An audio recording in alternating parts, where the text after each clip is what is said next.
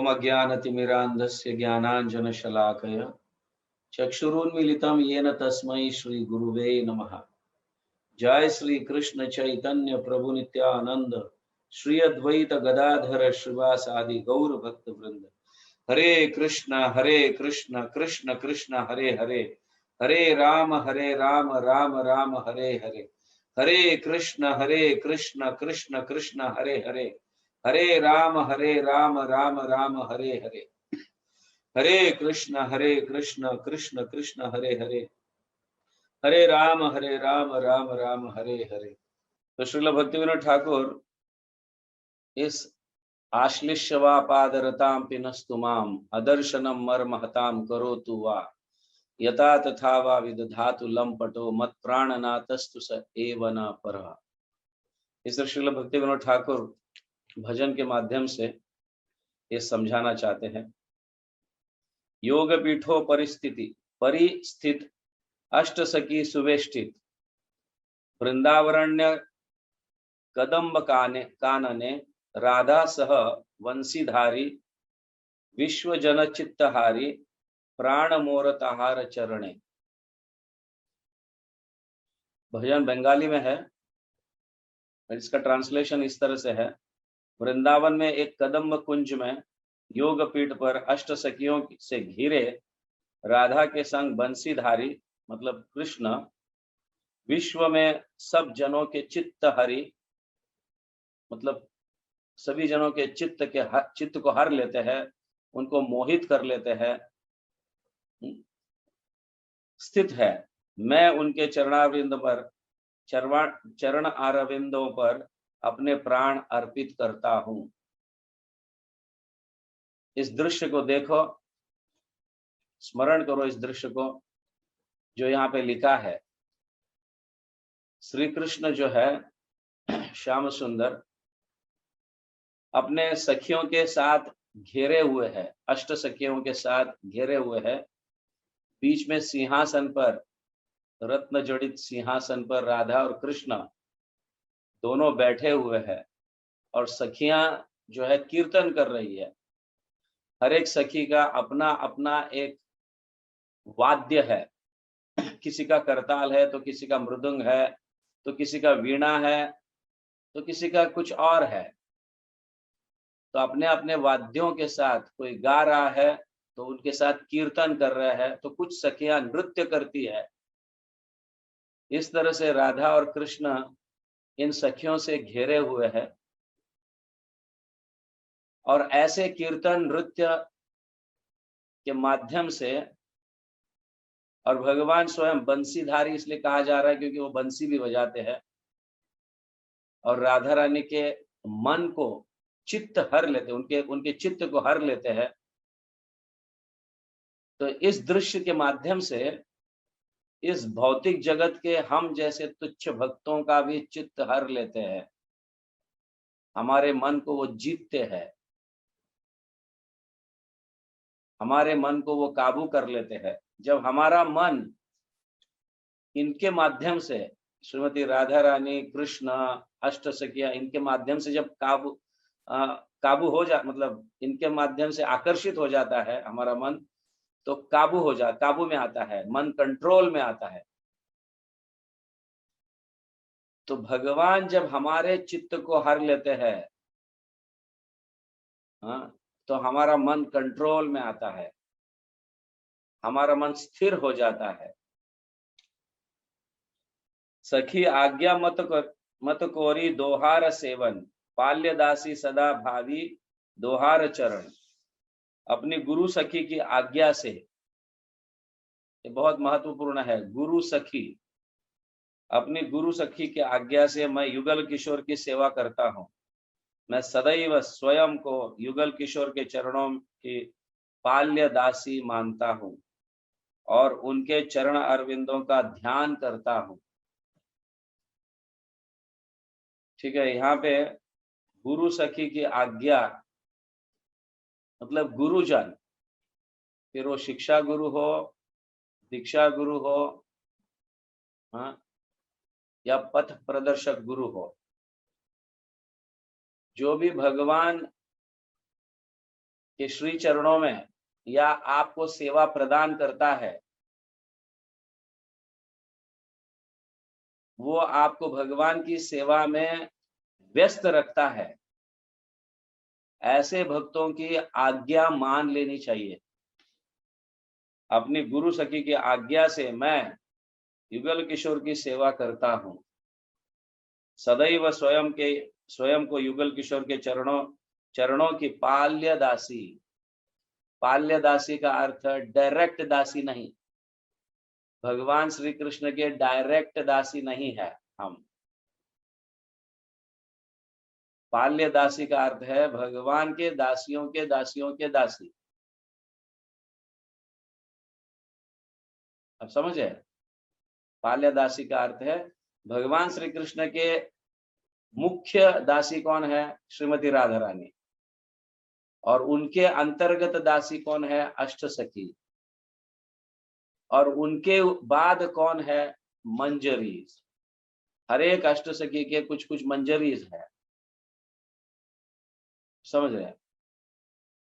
तो उन सभी मंजरियों के दासियों के दासी पाल्य दासी, मतलब हमारा अधिकार सिर्फ इतना ही है कि जो हमारे अधिकारी कहते हैं उन्हीं की बात या उनके माध्यम से ही सेवा करना, यह हमारा अधिकार है। We don't have any right to do service directly या to give service directly to Krishna. We don't have any right. अब समझ रहे हैं?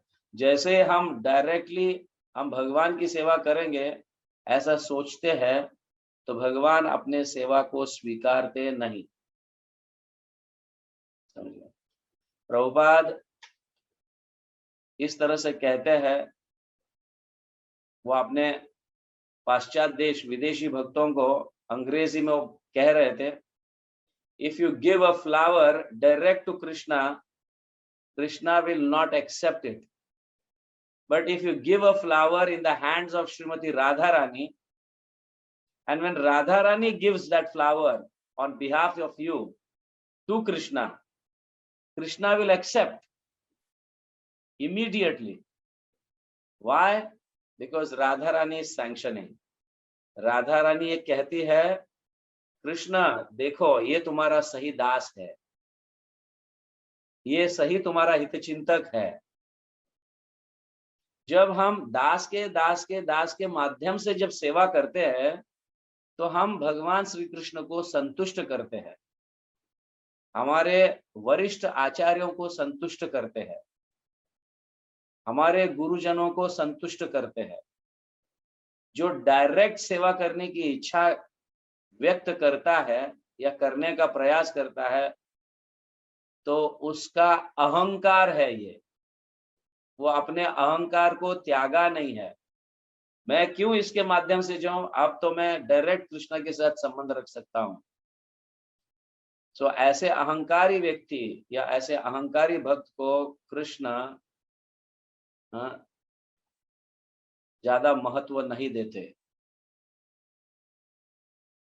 पर दास के माध्यम से जाओ, कृष्ण पाद, व्हाट इज दैट?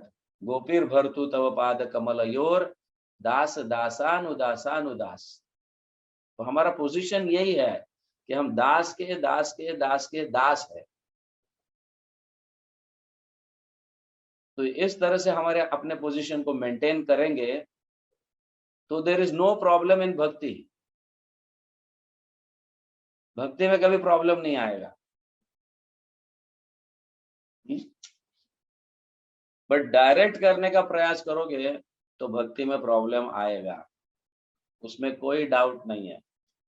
इसलिए अपनी गुरु सखी की आज्ञा से, सखी आज्ञा मत कोरी दोहार सेवन, पाल्यदासी सदा भावी, इस भाव में मैं सदा रहूंगा, मैं पाल्यदासी। हालांकि भक्ति विनोद ठाकुर एक मंजरी है, लेकिन अपने माध्यम से वो हमें सिखा रहे हम सबको कि हर हमेशा हम एक दास के दास बनकर रहना चाहिए, जिससे कृष्ण और राधा संतुष्ट होते हैं।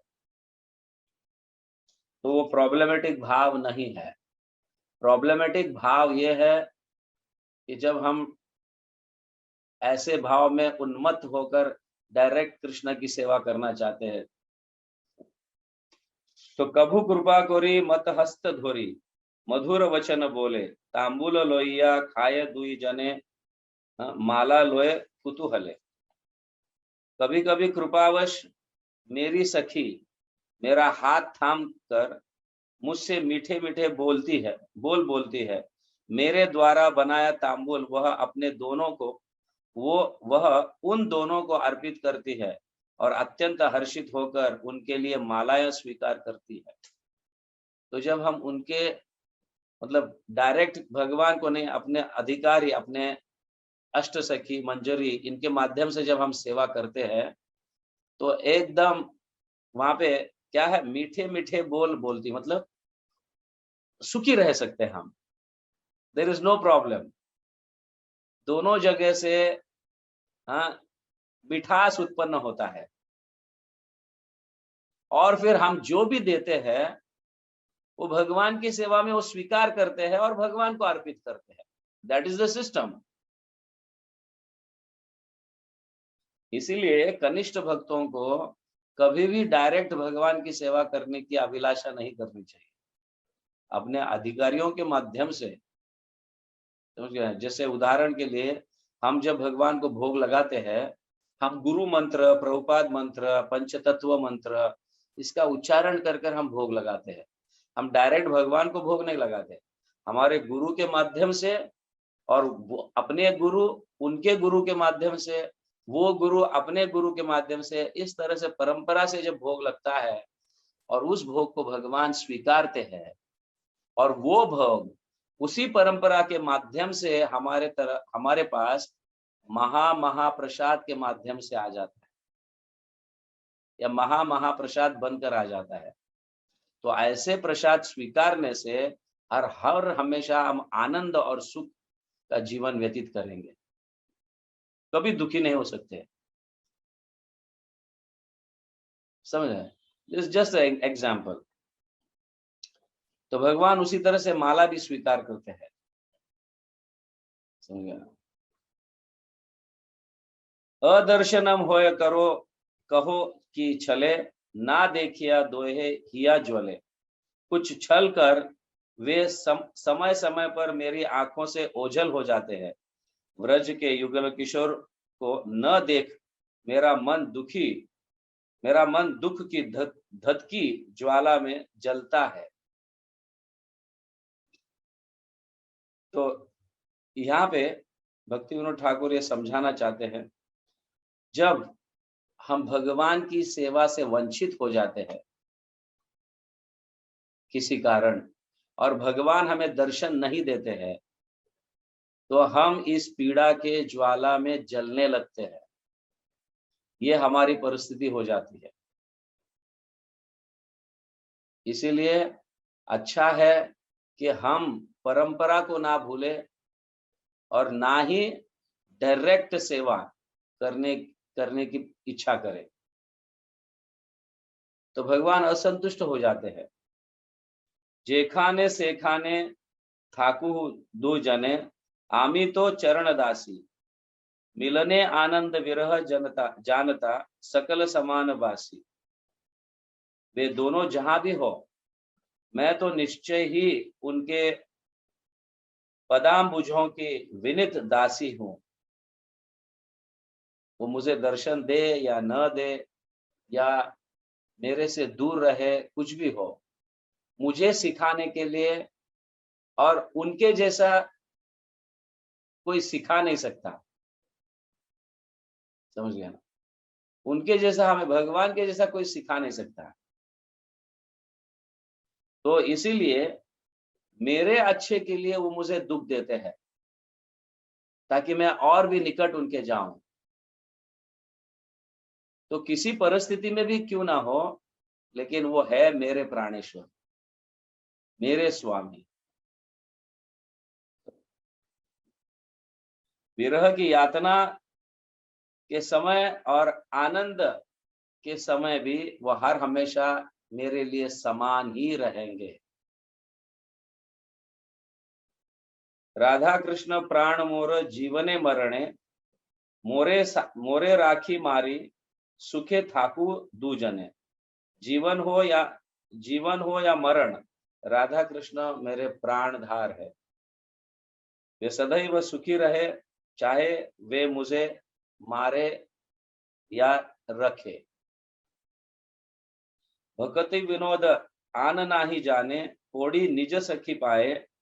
राधा कृष्ण गणे थाकिया सतत, युगल चरण छाए। भक्ति विनोद इसके अतिरिक्त और कुछ नहीं जानते।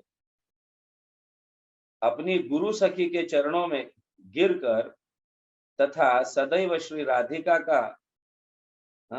राधिका का सखियों के बीच रहते हुए वे युगल किशोर के पाद पद्मों में रहने की प्रार्थना करता है। आप समझ रहे हैं इसको? तो अल्टीमेटली ये है कि हमें जो भगवत सेवा में लाए हैं या हमें जो भगवान की सेवा प्रदान कर रहे हैं, तो हर हमेशा उनके साथ रहकर उनसे सलाह लेकर भक्ति में आगे बढ़ना चाहिए, क्योंकि वो निपक्ष होते हैं। जैसे माता पिता अपने बच्चों के लिए निपक्ष होते हैं, उसी तरह से अथॉरिटीज जो है, जिनों को उन्होंने प्रचार कर कर भक्त बनाए हैं, वो क्या आगे बढ़ाने की कोशिश नहीं करेंगे? सभी भक्त आगे जाना चाहिए, उसमें ही उस अधिकारी व्यक्ति को आनंद है। अब समझ रहे हैं? तो सब ये चाहते हैं कि हम सब ये चाहते हैं कि हम सब मिलकर साथ में भक्ति में आगे बढ़े। ओके, मैं कभी-कभी ये उदाहरण देता हूँ, कभी-कभी इक्वल लेवल के भक्त जो होते हैं, भक्ति में आगे बढ़ने के लिए एक दूसरों की टांग खींचते हैं। अरे ये पीछे आया मेरे से और मेरे से आगे जाएगा, है ना? कभी-कभी ऐसा होता है, हम देखते हैं। कनिष्ठ भक्तों को हम दया कर उनको मतलब उनका ख्याल रखते हैं। वरिष्ठ भक्तों को स्वाभाविक रीति से हम उनको प्रणाम करते हैं, लेकिन इक्वल लेवल के भक्त जो है ना, वहाँ पे ट्रैफिक जैम हो जाता है। मैं आगे जाऊँ कि वो आगे जाएगा? होता है कि नहीं ऐसा? Isn't it? कनिष्ठ हमारे से छोटा है तो हम उसके ऊपर दया दिखाते हैं, ख्याल रखते हैं, that there is no doubt. वरिष्ठ भक्त है तो नेचुरली हम रिस्पेक्ट करते हैं कि हमसे भी वरिष्ठ है भक्त। बट जब इक्वल लेवल पे रहते हैं तो वहां पे ट्रैफिक जाम हो जाता है। मुझे पहला जाना है, मुझे पहला जाना है। हम अपनी गाड़ी स्टार्टर जो है ना, गाड़ी की स्टार्ट पहले से तैयार ही रखते हैं कि मैं एकदम स्पीड में जाऊं, दूसरों का टांग खींचकर। तो ये ध्यान में रखिए, जब हम दूसरों के पैरों को खींचते हैं और उनको नीचा दिखाने का प्रयास करते हैं, तो स्वाभाविक रीति से टांग खींचने वाला व्यक्ति, पैर खींचने वाला व्यक्ति, वो उस व्यक्ति से नीचे ही रहेगा। हाथ पकड़कर आगे ले जाने वाला व्यक्ति उस व्यक्ति से आगे ही रहेगा। ये दोनों में अंतर है। आप समझ पा रहे हैं इसे? हाँ, yes Shekhar, you are able to understand? Yes. इसीलिए भक्तों को हर हमेशा जो है साथ में रहकर साथ में आगे बढ़ने का प्रयास करना चाहिए, एक दूसरे का हाथ पकड़कर। यही भक्ति है, इसी को कोऑपरेशन कहा जाता है।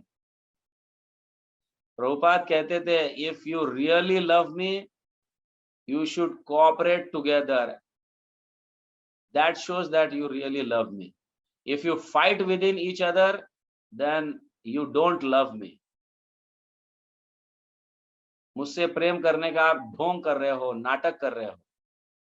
अगर सचमुच मुझसे प्रेम करते हो तो आप एक दूसरे की सहायता करते, आगे बढ़ो भक्ति में। ये बहुत महत्वपूर्ण प्रभुपाद के वचन है।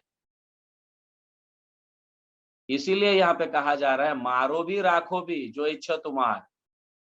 तुम मुझे रखना चाहते हो तो रखो, मारना चाहते हो तो मारो, फिर भी हे कृष्ण आप मेरे प्राणनाथ प्राणनाथ है। तो दुखों को हम इतना सुख से झेलना चाहिए। It is like a challenge. दुख किसको नहीं आता है? दुख आने पर अगर हम कंप्लेन करते रहेंगे तो दुख का निवारण करने की बुद्धि हम में नहीं आएगी। आप समझ रहे हैं? हम बीच में ऐसा चर्चा कर रहे थे, अर्जुन में और कर्ण में अंतर क्या है।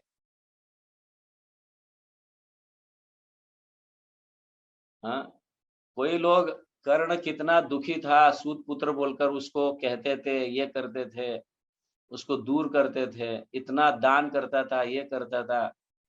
तो कुछ लोग अर्जुन से ज्यादा कर्ण को मानने वाले लोग हैं। ऐसे कुछ लोग हैं जो नासमझ है, अज्ञान है। और कर्ण के अंतिम समय जब उसका रथ का पहिया जमीन पे फंस गया था और कर्ण उस पहिया को निकाल रहे थे, तो अर्जुन ने सोचा अभी बाण मारने से अर्थ नहीं है क्योंकि वो निशस्त्र है। और वो कर्ण भी ये कह रहा था, अर्जुन क्या तुम निशस्त्र पर बाण चलाओगे? हाँ, मैं तो अपने रथ के पहिया को उठा रहा हूं, ऐसे बाण चलाने चलाने के कारण कैसे योद्धा हो तुम ऐसे? तो कृष्ण कहते हैं नहीं अर्जुन, तू कर्ण को मार। बट अर्जुन ऑफकोर्स क्षत्रिय है, लेकिन अर्जुन के हृदय में भी दया है कर्ण के प्रति। ऐसे निशस्त्र व्यक्ति पर क्यों बाण चलाए? लेकिन कृष्ण कहते हैं तुम चलाओ बाण। और वो भगवान की आज्ञा को मानते हैं, क्योंकि भगवान की आज्ञा या भगवान की इच्छा सबसे ऊपर ही है। वो जो करते हैं, वो जो कहते हैं, वो हर हमेशा सत्य है और अच्छे के लिए होता है। इसे हमें भूलना नहीं चाहिए।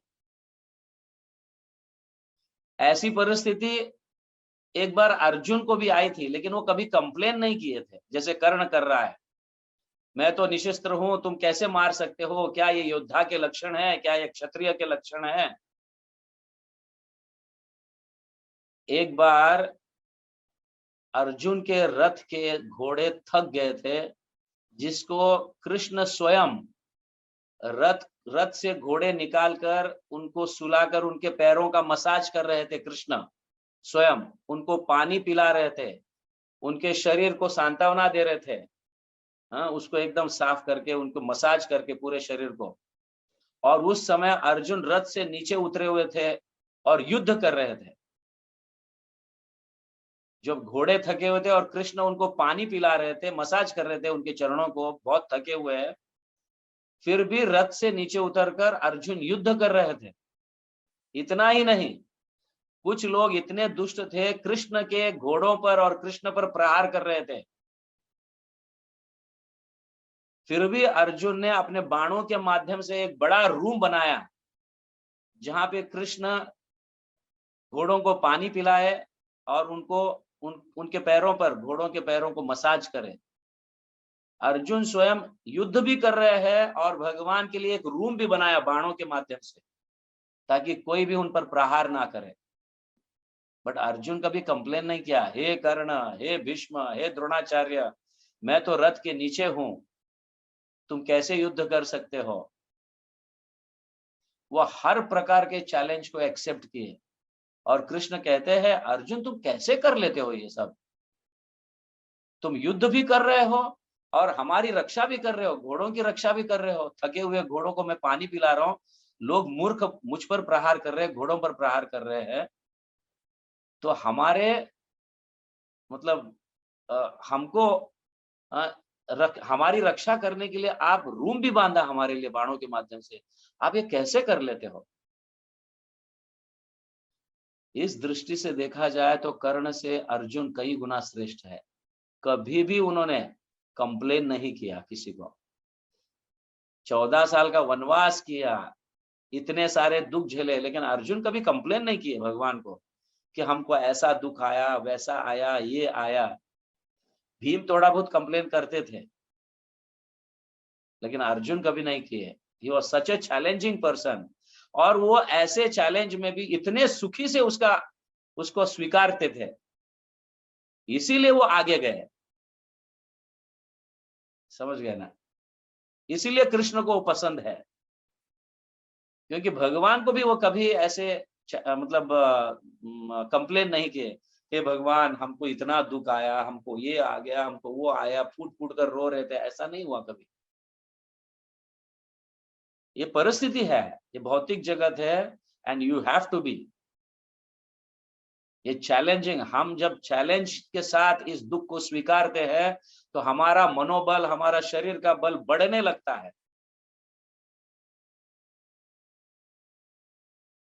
समझ रहे हैं? भौतिक जगत दुख देने ही वाला है, उसमें कोई डाउट नहीं। दुखालयम अशाश्वतम है, तो दुख के कारण हम रोते रहेंगे, कंप्लेन करते रहेंगे, तो what is the use? Complain करने से अच्छा है कि हमारा एनर्जी उसमें इन्वेस्ट करें कि किस तरह से इस परिस्थिति को हम चैलेंज के रूप में लेकर आगे बढ़े। ये बहुत महत्वपूर्ण सीख है। तो मारो भी राखो भी जो इच्छा तुम्हार का अर्थ यह है कि हे प्रभु, आप मुझे गाढ़ आलिंगन देकर मुझसे प्रेम करें, या मुझे दूर कर कर मुझे दुख दे, हर परिस्थिति में भी आप मेरे प्राणेश्वर है, आप मेरे नाथ रहेंगे। ये बहुत महत्वपूर्ण भाव है, ये प्रेम का भाव है।